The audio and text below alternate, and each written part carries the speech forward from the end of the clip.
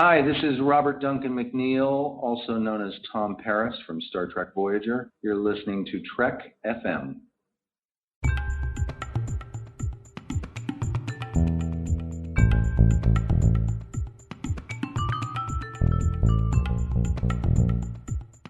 Hello and welcome to episode 47 of Stage 9, Trek FM show about the people who make Star Trek. I'm Mike. I'm John. And today we're going to be covering the feature film, which was written by Star Trek Nemesis writer John Logan, Any Given Sunday. But before we do that, we just wanted to briefly touch on this new television show called Orville, which I know we've talked about before. Yes. But it's Seth MacFarlane's creation. Seth MacFarlane of Family Guy and Cleveland Show fame. Ted. He did the Ted movies. Oh, that's right. Ted and Ted 2. Yeah. And he also appeared on a couple episodes of Enterprise. And the one and probably only time that he hosted the Oscars, he had William Shatner in his opening bit. Yes, he did. And he's a very big Star Trek fan, and he is doing his own take on Star Trek in a sense. He's doing a show called Orville, which is about a spaceship which is part of some sort of federation 300 years in the future, or the 23rd century, I think, whatever, same time period as Star Trek. And it's about, a ship which is exploring or doing whatever it's doing. But the twist is that instead of being the flagship with the finest, officers in the fleet on the finest ship in the fleet, it's the crew and the ship which is maybe not the best in the fleet, Yeah, maybe the ship that is in the quadrant, but they're not going to call them. Right. So that when they do call the best ship in the quadrant, they can say, you're the only people we got. Exactly. And, from what people have been saying, it is a comedy, but it doesn't sound like it's, Family Guy comedy. It sounds, like it's maybe Guardians of the Galaxy style comedy, Yeah. where there's definitely some dramatic underpinnings to this show, right? Yeah. And a lot of people are saying that it is kind of a return to what Star Trek was, and Seth MacFarlane, being a huge Star Trek fan and wanting to make his version of Star Trek, has decided to surround himself with a ton of Star Trek veterans. For example, his fellow writers and producers include David A. Goodman, who wrote for Enterprise, and that's how MacFarlane got on the show. There was a whole thing where they talk. He talks about this in the 50-year mission thing, where Goodman was talking to Rick Berman because Rick Berman had just discovered Family Guy and he thought it was amazing, so he would call Goodman into his office to just talk about Family Guy. And Goodman's like, hey, Seth MacFarlane is a big fan, blah, blah, blah, you should bring him on the show. So they brought him on the show, and when MacFarlane was on Enterprise, that's when he met Brannon Braga, who is going to be a writer-producer on this show as well. Yeah. And the two of them have worked together a few times, most notably on Cosmos, the update with Neil deGrasse Tyson. Right. So three Star Trek, well, if you count Seth MacFarlane, 3 Star Trek people in the writer's room. MacFarlane, Goodman, who also, by the way, wrote the Where No Fan Has Gone Before episode of Futurama. Oh, gosh, that is, which is one of its finest half hours. Yeah. Yes. And he also wrote the biography of Captain Kirk and the upcoming biography of Captain Picard, and the history of the Federation Part 1 or whatever it is, those books. Yeah. He wrote those too. Super fan, obviously. And also, ran Family Guy for 25 years or whatever. So the solid writing staff, but that it doesn't stop there. It doesn't stop there because one of the members of the cast in addition to Seth MacFarlane, is Penny Johnson-Gerald, who played Cassidy Yates on Deep Space Nine. There you go. So that's pretty cool. But then it doesn't stop there at all, because There's more. you look at the directors and McFarlane, because they're shooting now. They got a full season order, which is good because it's on Fox. So we know that it's going to be canceled, but at the end of the season, We know that it'll be canceled, but when the DVD comes out, there's going to be like 5-6 unaired episodes that we're going to get. Yes, exactly. And then maybe like 3 or 4 years later, we'll get a feature film. You never know. No, what they have to do is they have to sell it off so that Comedy Central or Cartoon Network can air it late at night for a couple of years. Yeah. And then they bring it back in some sort of revival format. Yes. All of these things are going to happen. But first, we're going to get 13 episodes, which is nice. And the first episode, the pilot, is directed by Jon Favreau, which, not a Star Trek person, but hey, bringing out the big guns. Right. I mean, he did Iron Man, right? And then the second episode is directed by James L. Conway, who directed the pilot for Enterprise, as well as a bunch of other things like Way of the Warrior and stuff like that. Yeah. Super Star Trek director. Episode 3, Robert Duncan McNeil. That's a familiar name to Star Trek fans as well. Yeah, Tom Paris, but also, very good director in his own right, having directed Enterprise. All these people worked on Enterprise in some capacity or another, which is kind of weird, but whatever. Episode 4 is directed by Brandon Braga himself, who, he's directed a few episodes of Salem, and I think the very first thing he ever directed was the pilot for Cosmos.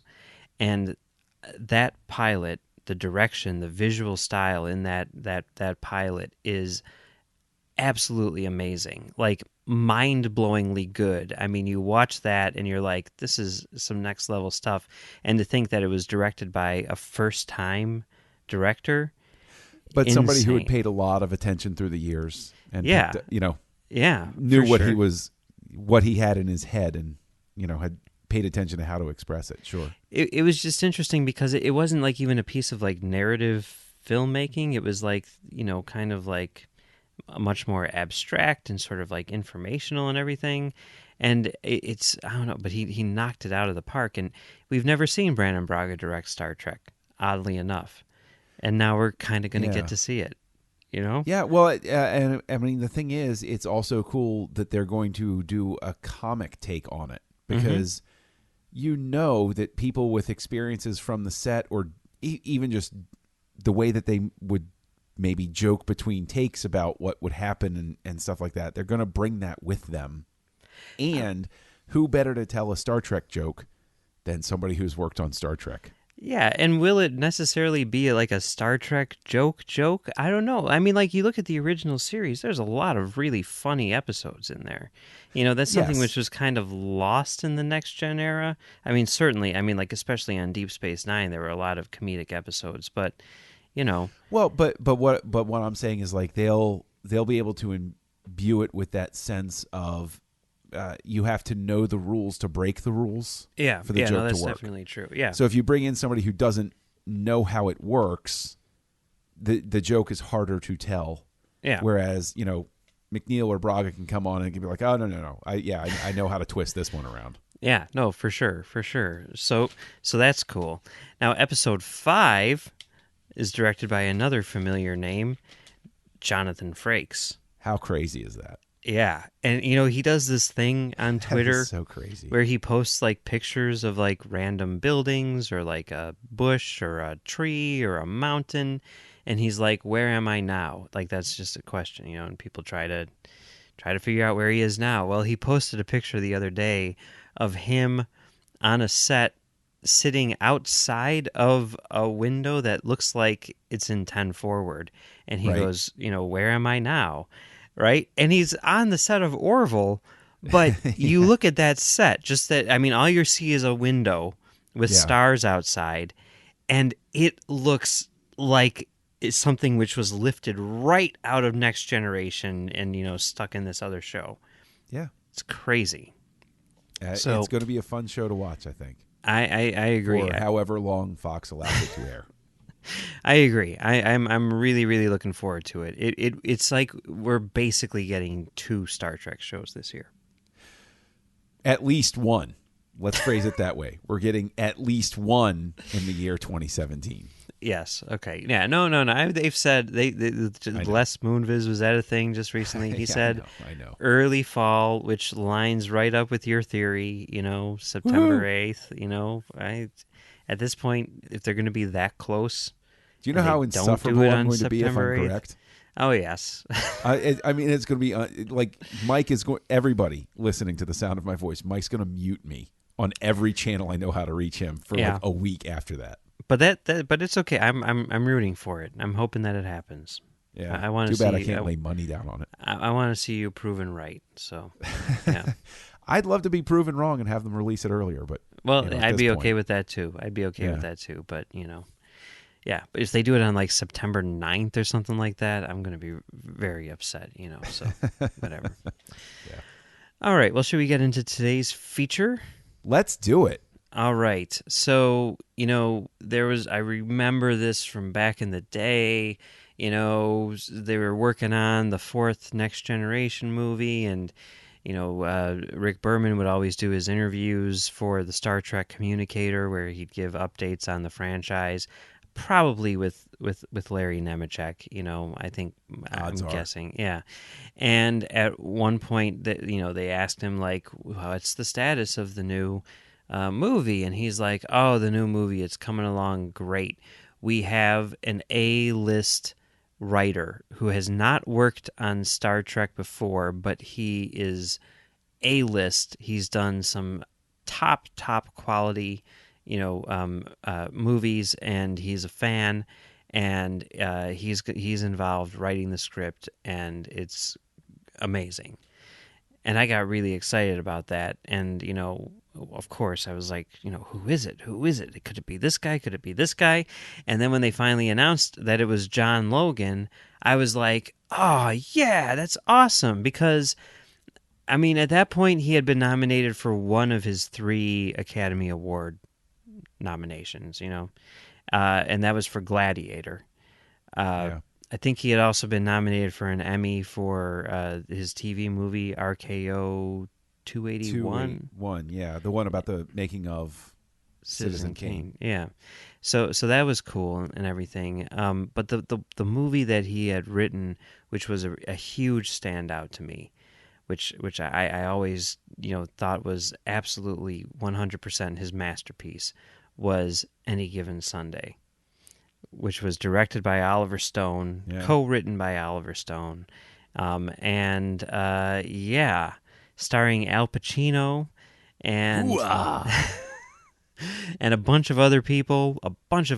Jamie Foxx, Dennis Quaid, Cameron Diaz, yeah, Jim Brown, who we talked about the real life version. Yeah, seriously, Jim Brown's in it, and they've Lawrence got Taylor.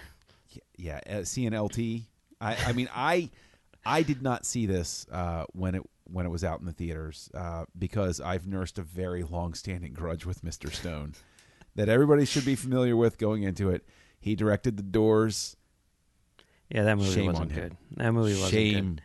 Well, But- as a Doors fan, But shame on you. but he also made a lot of really really good movies like Oh, sure. Natural Born Killers and JFK. And JFK is another. JFK is one of those ones. It's a brilliantly made film, an absolute, just fantastic viewing experience. But if you know anything about history, it gets under your skin eventually. I've always seen his. Well, I mean, I always see his movies, his historical movies, in a similar fashion that I see Any Given Sunday in relation to football, which is like, this is not like factually, necessarily accurate, Yeah. but what it does is it creates the feeling of history. It's one thing to approach football, like have something that's a metaphorical story of football, and then have something and say this is actual history. And I know you get into that whole muddy water about the biopic thing, and honestly, the JFK thing I can live with. It's just as a lifelong Doors / Jim Morrison fan, That's I where got swept up in that movie when I was a wee lad. And then as I returned to it through the years and I had done more of my own research, it was one of those things where I was watching it and I was like, this isn't right at all. And it Yeah. was, and it's just one of those things where just over time, I mean, never mind the fact that Stone always gets incredible performances out of people, right? And, so you got Kilmer in the Doors, you got everybody in the Doors, you got JFK. But this, I never saw it in the theater and I could kick myself for it. This is a masterpiece. This is 5 stars, on fire. I was mesmerized I could not, there was one point where I had to pause it and get up and go to the bathroom. And I was doing that whole running to the bathroom thing and running back because I didn't want to miss the flow of this thing. It's amazing. Okay, so would you like to give a synopsis of this movie? Wow. I think the best synopsis is it's the movie that the NFL doesn't want you to see because it's really about kind of how things operate. What? Wait, why wouldn't the NFL want you to see this movie? I don't know. Maybe about all of the stuff that the doctor overlooks and putting damaged people out on the field and reassuring and the things that they do to damage themselves and this pursuit of glory and the overemphasis on what is a sport. It's almost like the evil twin of For Love of the Game. Yeah. For Love of the Game presents this very pure, noble vision of a sport. And then this is no, this is the bad brother you don't talk about. It's interesting because I put the two of those movies together lots of times because they came out 3 months apart. One of them I consider to be sort of like the definitive depiction of baseball, coming up with this sort of visceral portrayal of a sport, not just sort of the distanced watching it on television, but shooting it in a way that you feel like you're playing that sport. Right. That's what I see For Love of the Game at. That's why I respond so well to For Love of the Game, and that's definitely how I see Any Given Sunday. Yeah. And yet, like you're saying, their take on the sport that they're portraying is quite different. I actually thought I would have one of the things that really bothers me a lot of times when I go to was it Sum of All Fears? Was that the Ben Affleck movie about the Tom Clancy Ben Affleck movie? Yes. When I watch a movie and they have, the Baltimore Bombers versus the Texas pickup trucks or something, and it's it takes me out of it because I'm this is not you're trying to convince me this is reality, and you're basically flipping me the bird and saying this is reality. I know it's not reality. You just made me check out of everything. Mm-hmm. I thought that was going to be a big hurdle for me. But one of the real strengths with the way this thing is constructed is they even make reference to real life football teams very fleetingly, but it lets it therefore occupy this thing that's sort of you could look at it as sort of like an XFL or a USFL sort of thing. You can't view it as arena football because they actually run, but it's that thing where he very interestingly nests it in such a way that you can believe that this is also happening in your world. Yeah, I mean, probably what it would actually be, thinking about it, the way that they talk about it, it's almost on the same competitive level. So it almost seems like it would be kind of like NFL versus AFL from back in the day. Sure. But it's when you're watching the movie, the way that it is this sort of hyper real version of football, it really does feel in a lot of ways like you're watching the XFL, you know, which is if the XFL was as big as they thought it would be. Yeah. Yeah. Speaking of which, if anyone's interested, and I don't know if you've seen this, but there is a documentary out there on ESPN now called This is the XFL, about the history of the XFL, which was directed by the son of the co-creator of the XFL. Oh, man. It's only an hour long or whatever. Highly, highly, highly recommended. It's amazing. Yeah, no, I will have to see that. Absolutely. Yeah. But it's you can get it on the ESPN app and all that stuff. So, yeah. But this film is such from its basic construction forward. Like, it's just solidly manufactured. It's solidly put together. Like, there isn't. And the thing is, I saw the director's cut. I'm pretty sure that's the one that's streaming, because I looked up the running times, and it was the correct running time for the director's cut. Like 2 hours and 37 minutes or whatever? Right. Okay. Did you see the eyeball? Yes. Okay, I think it's the director's cut then. Okay. I'm pretty sure it's the director's cut, because I know there are 2 running times. One was the theatrical, which was, and you walked me through this. The theatrical is 6 minutes longer, but 12 minutes was excised, and then 6 different minutes were put in and recut. Yeah. For the director's cut. So there's an aggregate 18 minutes difference, but it's 6 minutes shorter. Yeah. And that weird. almost makes it a Star Trek movie in and of itself, because it seems to bend space-time. I need to watch, because I haven't seen the theatrical since the theater. But I did see this when it came out in the theater, and I was blown away by it then. And every time I watch it now, I think I love it more. I think it might be Oliver Stone's best movie. And I would stand behind that, sure.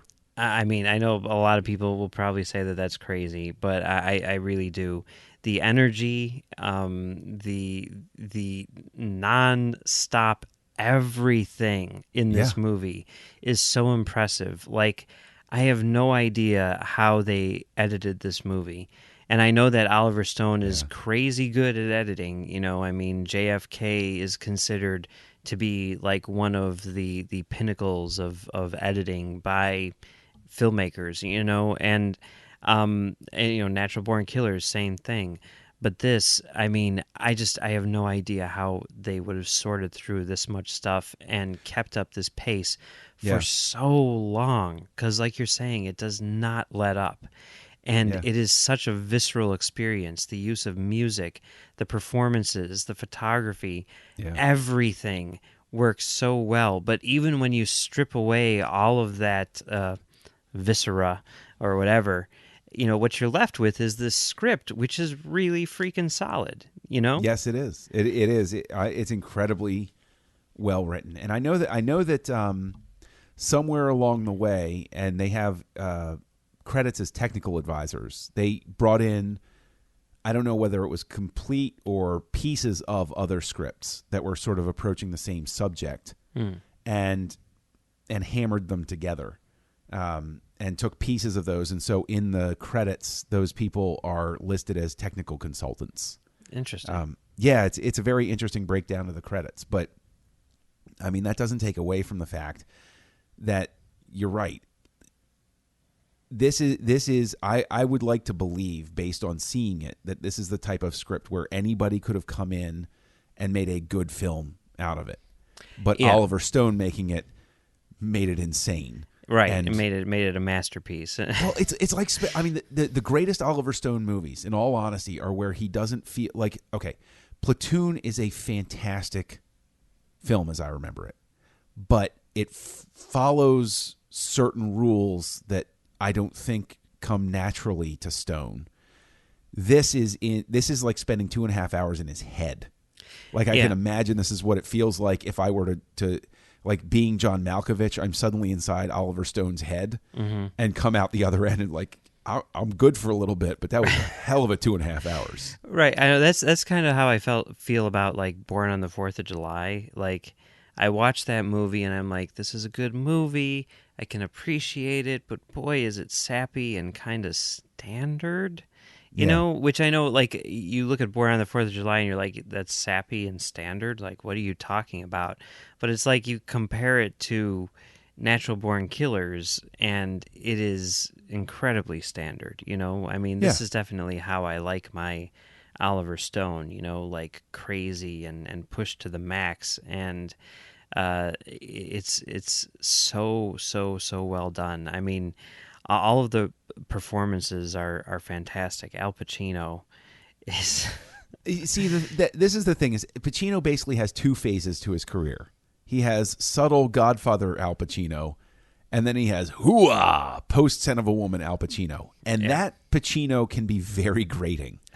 But you get him in the right environment. You get him in Heat. You get him in this. It really works well. It's yeah. just the right Pacino for it. Hmm. I remember, yeah, at the time, we have a local film critic, Nick DiGilio, who's on WGN Radio, and he was talking about Pacino's performance and how, he would just start yelling at random times. You never knew where or when. Didn't really make any sense, but it works so well. Not to mention, I mean, God, everyone who they surround him with. I mean, a very young Jamie Foxx in Yeah. one of his early, dramatic roles and everything, and using like a lot of people basically as themselves. I mean, Lawrence Taylor is not an actor, right? But Right. he's perfect in this movie, basically Well, yeah, playing and himself. the thing is having LT in it, and then also having like Dick Butkus play Yes. a coach, and having Barry Switzer there, and having all these recognizable names. It adds a whole layer for me when I was watching it, that this felt like these guys giving the NFL the finger in the only way they could without the NFL destroying their families. Yeah. Like this was their way to be like, hey, NFL, right here. So Yeah, and by also, I mean, Cameron Diaz. Oh my God. yeah, right? So good in this movie, Yeah. I mean, a very different role than what she usually plays. I've always thought that she was a really, really good actress, but I think this is my favorite performance of hers. I have a question for you, because she has what I think is a standout scene with Charlton Heston at one point. And Heston- Charlton okay. Heston's in it. Well, right. But this occupies a very odd space, because you see Charlton Heston in Ben-Hur in the film. And Yeah. then you see Charlton Heston as the commissioner. But at no point do they say anything but Mr. Commissioner. I mean, it kind of works to be like, well, yeah, okay, Chuck Heston is the commissioner of this league. Sure, why not? I never thought of that, but if they never say his name, then I don't think they do. Okay, then I'm going to say yes. Let's say that it is Charlton Heston who is the commissioner of football, because that seems like a Charlton Heston thing to do. Yeah, and it actually makes that scene from Ben-Hur where you see him work even better. Yeah. You know, Mhm. so some people they they start their career, like Jim Brown starts his career Right. in the NFL and then moves into movies. Charlton Heston started in the movies and then moved to the NFL. So there you go.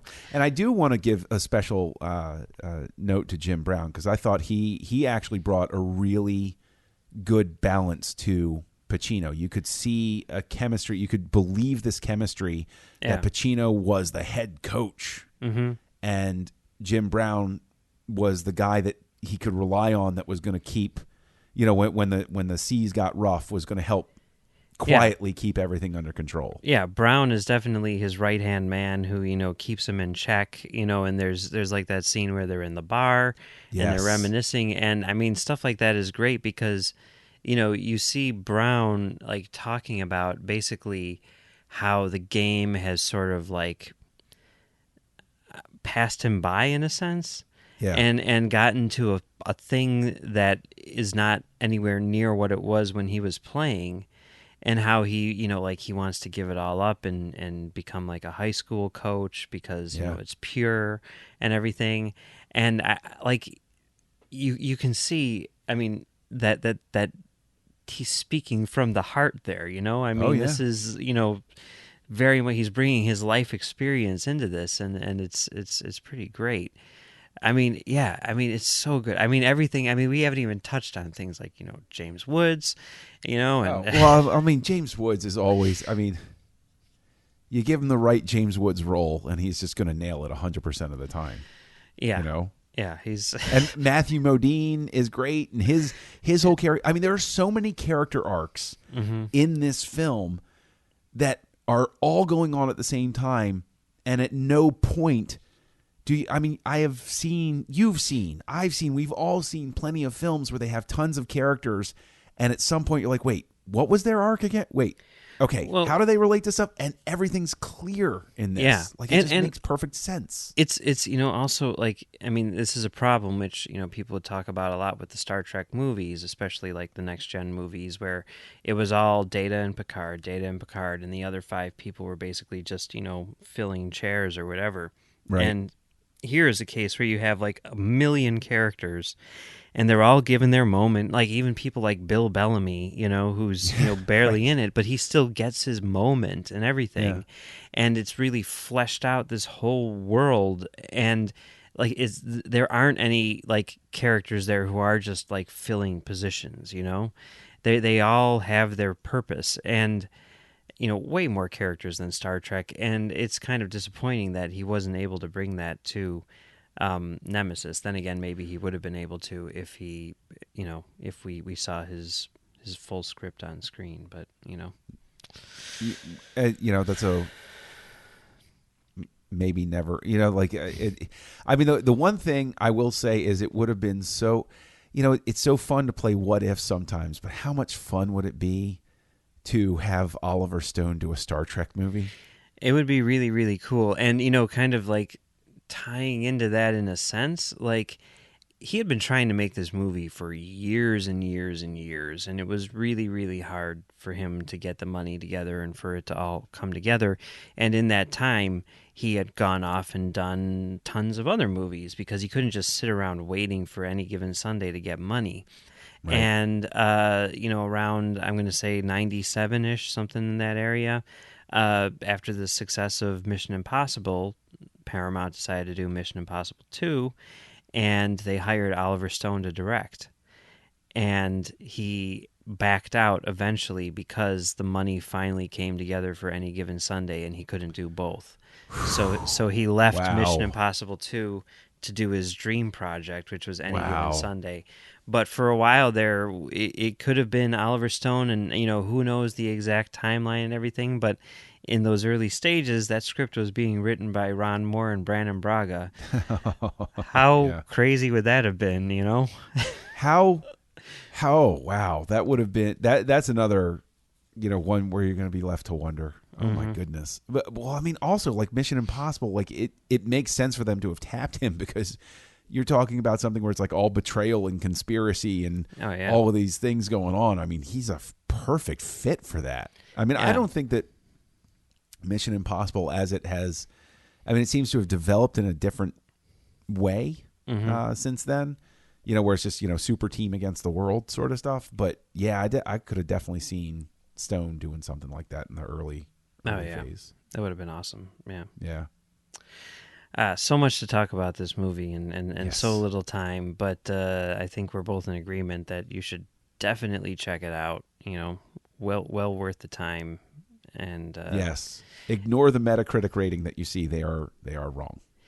I don't even know what it is, but I'm going to say that whenever there's a movie that has like a 95% rating or something like that, it's like, yeah, this movie's probably very good, but it's also probably very safe. When you get to like the 50s or whatever, or the 30s or something, that's when you start getting the crazy awesome movies. And let's also put it this way. When was the last time both Mike and myself were this effusive about a film? Both of us at the same time, this crazy enthusiastic about something. If you have a chance, I mean, okay, you can get it on, iTunes or whatever. Where did you get your director's cut? Amazon. Okay. It was $3 to rent it in standard definition. Okay. Get But the I high spent the extra definition dollar version. For high def, yeah. Get, Oliver Stone, high def. It's worth the extra $1. Spend the extra $1. Get it in high definition. If you have a nice sound system, crank it up. If you don't have a nice sound system and you're watching it by yourself, put on your headphones and crank those up to 11, and just be 100% blown away by this movie because it is awesome. And if you're from, someplace that's not America and you could not care less about football, that's okay. If you've ever wondered what it's like to play football, watch this movie and you'll feel it. You'll feel it. So yes, you will. Yes, definitely check it out. I don't know. I still think, John Logan, since this movie has come out, like we've said, he's gotten 2 more Oscar nominations and all that stuff. He's made lots of good movies like Hugo and The Aviator and all this other stuff, Skyfall and Spectre. This, to me, still is the best thing he's ever done. There's one other movie that I'll put in contention with it. Okay, maybe we'll talk about that next week. Yeah. Okay. Well, it's been fun talking about Any Given Sunday this week, but that's not all we're talking about here on Trek FM. So here's a look at what you may have missed elsewhere on the network. Previously on Trek.fm, Standard Orbit. And Jim Carrey, as they're fighting, he's like singing along. He's like, brah, brah. As he's fighting, he's singing along as he's fighting Matthew Broderick. And man, it's just so good. Like, to me, that's like, when I think of Star Trek and pop culture, like, that is the one, that's the first scene that I think of in The Cable Guy there. Warp 5. They never really do say what sport it is, right? We just assume it's baseball because he said doubleheader. Well, he went to a baseball game with her, and he said baseball. I think he said baseball in Doylestown earlier. So. Yeah. Oh, well. All right. Well, sorry, writers. You messed that one up then. This is I don't even want to do this commentary anymore. Let's switch it to something else. My whole life is a lie. The 602 Club.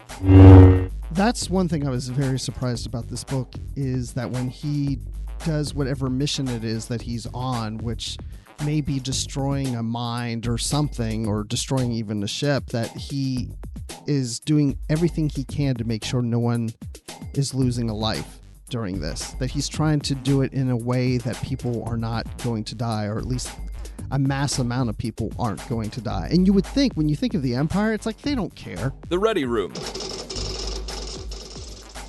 This is Lieutenant Stamets, a science officer specializing in astromycology, which is the study of fungi in space. Fungi in space! Yes, exactly.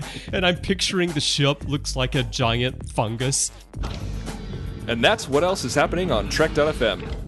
Check out these shows and discover what we're talking about in your favorite corner of the Star Trek universe. You'll find us wherever you get your podcasts. If you're an Apple user, be sure to hit the subscribe button. That helps us out greatly and makes it easier for other listeners to find the show as they search iTunes. If you're not an Apple user, we've got you covered as well. You can find our shows on Stitcher, TuneIn, SoundCloud, Windows Phone, and of course you can stream and download the MP3 file from our website and grab the RSS link as well. We'd like to thank our associate producers, Chris Steftenagel and Jeff Sutter. Thank you very much for helping us out, guys. If you want to be like Chris and Jeff, head on over to patreon.com/trekfm and become a patron of the network. If you visit patreon.com/trekfm, that's patreon.com/trekfm, you'll find our current goals and different milestone contribution levels, along with all the great perks we have for you, including early access to content, exclusive content, producer credits, and more. We really appreciate any support you can give us and hope you'll join the team. Again, you'll find all the details at patreon.com/trekfm. If you want to contact us, you can find us on Twitter at TrekFM or on Facebook at facebook.com/TrekFM. Facebook is also where you'll find the Babel Conference. Just type the Babel Conference, that's Babel, into the search field on Facebook, and we'll come right up. So, John, where can people find you on the internet? Oh, well, you can find me over on the Nerd Party Network co-hosting Aggressive Negotiations with Matt Rushing, a Star Wars show. And you can also find me co-hosting Words with Nerds with my pal Craig. And venturing back over to the Nerd Party, co-hosting a show about Star Wars creators called Great Shot Kid with a delightful fellow named Mike. Yeah, you can find me on that show. You can also find me on TalkFilmSociety.com doing Soderbergh 2828, where we talk about the work of Steven Soderbergh. And you can find me on CommentaryTrackstars.com doing Commentary Track Stars, where we talk about whatever we want to talk about. And you can find me on Twitter at Mumbles3K. All right, well, that's it for this week, but our little, what's hopefully going to be a John Logan trilogy will continue next week with a look at his first James Bond movie, Skyfall.